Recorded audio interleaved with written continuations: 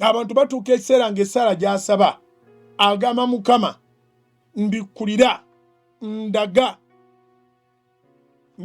ndaga kiki kye nakola, kiki ekyabaawo.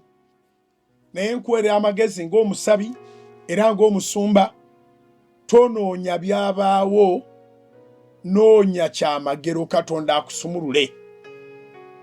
Tonoonya kyabaawo, tonoonya, tomugamba nti ndaga, mugambe nsumulula.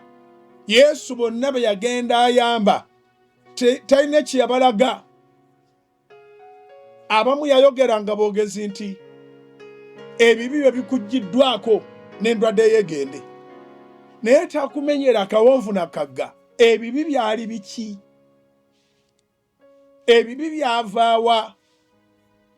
Takubulira ebibi byatandika bitya? Omusajja ow'omu Makko essula 2 Bayibuli egamba eraba okukkiriza kwabwe, n'agamba omusajja yali akoozimbye nti ebibi byo bikuggiddwako, weetika ekitanda kyo ogende. Maaka chapter 2 Makka essula 2 Mukama waffe Yesu yaraba okukkiriza kw'abasajja 4 abamusiza ku kitanda yali akoozimbye, n'abagamba okukkiriza kwabwe kukoze. N'agamba yali yeetisse, n'agamba omusajja yali akoozimbye, ebibi byo mwana wange, ebibi byo bikuggiddwa, weetika ekitanda kyo ogende. Bayibuli egamba nti amangu ago n'awona. Tegeeza yalina endwadde, ng'endwadde ye eri atakiti ku bibi. Naye era nabyo Yesu tiyabitottola, tiyabyogera, kyalina kye yannyonnyola, tiyalambulula.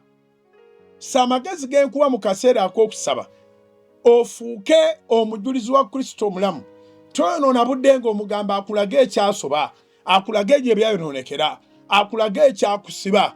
Saba kukolere bukolezi ky'amagero. Ebyokulaba ebyayita, ebyokulaba ebyavaako emitawaana, ebyo tebinna makulu. Owulidde? So abantu kirowoozebwa nti buli wabeera n'ebizibu then waliwo ebintu bye baakola, naye okusinziira ku Mukama waffe Yesu si buli alina ebizibu nti alina bye yakola oba abeewaabwe.